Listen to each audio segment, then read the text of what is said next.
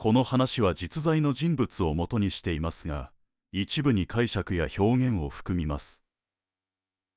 今回は手塚治虫、日本漫画の基礎を作った人物です。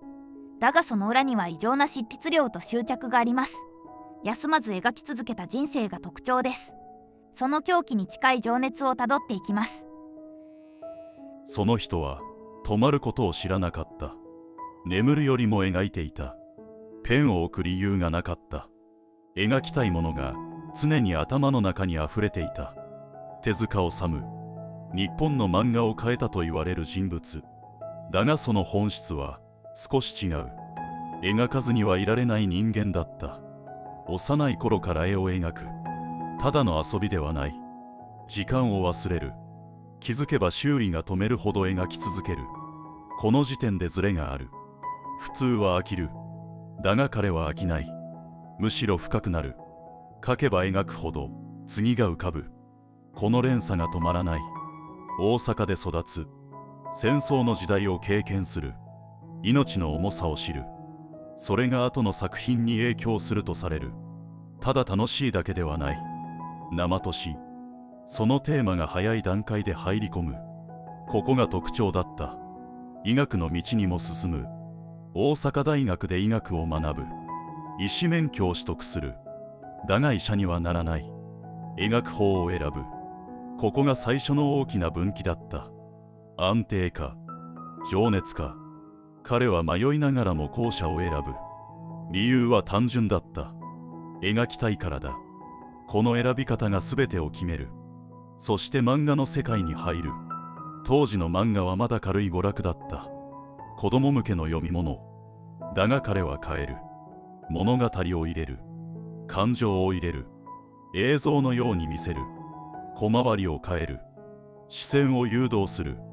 読ませるのではなく体験させる。ここで革命が起きる。代表作新宝刀。漫画の読み方そのものを変えた。映画のような展開、スピード感。それまでと明らかに違う。だがここで終わらない。むしろここから加速する。描く量が増える。異常なペースになる。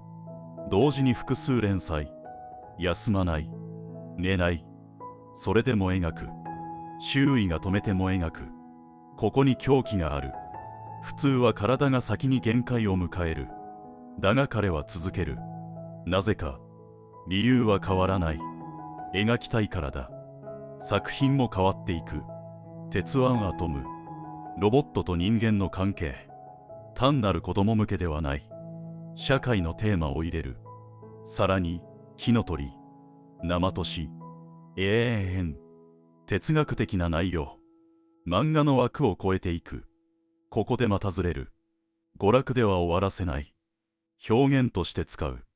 伝えたいものを入れる。だがそれでも描き続ける。質と量の両立。普通はどちらかによる。だが彼は両方を取ろうとする。無理に近い。それでもやる。ここが異常だった。さらにアニメへ進む。テレビアニメの時代。鉄腕アトム放送。日本初の本格的テレビアニメ。ここでも挑戦する。だが問題がある。予算が足りない。制作体制も整っていない。それでもやる。ここでも同じ。やりたいからやる。結果として成功する。アニメ文化が広がる。だが代償も大きい。無理な制作。低予算。現場は疲弊する。それでも止めない。ここにもう一つの側面がある。理想と現実のズレ。それでも突き進む。その結果、会社は揺らぐ。倒産という現実。ここで一度落ちる。大きな転機だった。すべてが順調ではない。むしろ崩れる。ここで終わる可能性もあった。だが終わらない。再び描く。またゼロから。この戻り方が特徴だった。肩書きではない。描くことに戻る。それができる。ここが強さになる。再評価される。大人向け作品。ブラック、ジャック、医療と倫理、現実と理想。深いテーマ。ここで再び変わる。子供向けだけではない。表現の幅が広がる。そしてまた描く量が増える。止まらない。何本も同時進行。限界を超えている。だが止めない。周囲が心配する。それでも描く。この時点で明確になる。仕事ではない。生き方だった。描くこと、生きること。ここに到達する。だから止まらない。止める理由がない。ここで見える。才能だけではない。異常な継続。それが形を作る。そして晩年に近づく。体は弱る。だがペンは止まらない。病院の中でも描く。点滴を受けながら描く。ここまで来る。普通ではない。だが彼にとっては普通だった。描かない方が不自然だった。ここまでで見えるのは執着の強さです。休まず描き続けたことが全ての核。成功よりも継続の異常さが際立っている。手塚治虫の本質はここからさらに深くなる。ここから先はさらに静かで重い時間になる。成功の延長ではない。むしろ崩れた後にどう続けるかの話になる。手塚治虫は止まらなかった。だが現実は容赦がなかった。アニメ事業の失敗、経営の困難、倒産という現実。積み上げたものが一度崩れる。信用も揺らぐ。周囲の視線も変わる。ここで終わる流れだった。実際に多くの人はそう見た。だが本人は違った。描くことだけは残っていた。それだけで十分だった。まず描く。そしてまた描く。ここに異常がある。普通は立て直しを考える。だが彼は先に描く。理由は変わらない。描きたいからだ。この単純さが崩れない。だから戻れる。だが現実はさらに厳しい。評価は落ちていた。時代が変わっていた。新しい漫画家が台頭する。表現も変わる。手塚は古いと言われる。過去の成功が重くなる。比較され続ける。期待され、裏切る形になる。ここでさらに落ちる。描いても響かない。それでも描く。止めない。この選択だけは変わらない。やがて変化が始まる。描き方を見直す。テーマを深くする。子供向けから外れる。大人へ向ける。ここで再び転機が来る。ブラック、ジャック、医療と倫理、命の価値、正義の曖昧さ、読者に委ねる物語。ここで評価が戻る。再び名前が上がる。だが安心はしない。むしろここから加速する。描く量が増える。同時連載が増える。常識では考えられない数になる。それでも成立する。理由は単純ではない。圧倒的な速度、極端な集中力、そして異常な執着。すべてが重なっている。ここで見える。才能では説明しきれない。継続の量が違う。普通の何倍も描く。だから差が開く。だが代償もある。生活が崩れる。睡眠が削られる。体に負担がかかる。周囲が止める。それでも止めない。ここにズレがある。